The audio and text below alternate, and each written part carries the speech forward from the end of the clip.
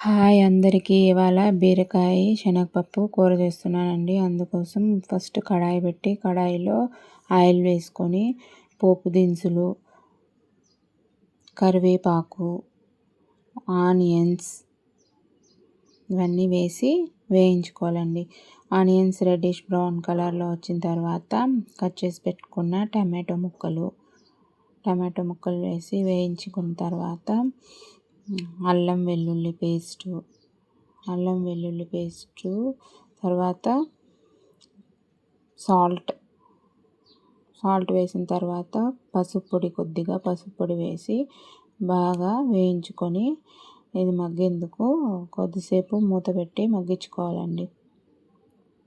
మూత పెట్టి మగ్గించుకున్న తర్వాత ముందుగా కట్ చేసి పెట్టుకున్న బీరకాయ ముక్కలు కూడా వేసి బాగా వేయించుకోవాలి.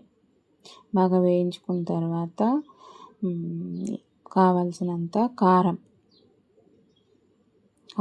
కారం వేసుకున్న తర్వాత ముందుగా మనం ఉడకపెట్టి పెట్టుకున్న శనగపప్పు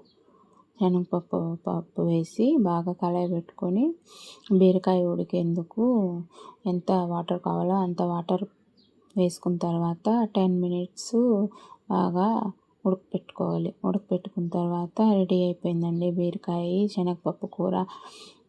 ఇంతేనండి, సర్వ్ చేసుకోవడమేనండి. నచ్చినట్టయితే సబ్స్క్రైబ్ చేయండి, లైక్ చేయండి. Thank you.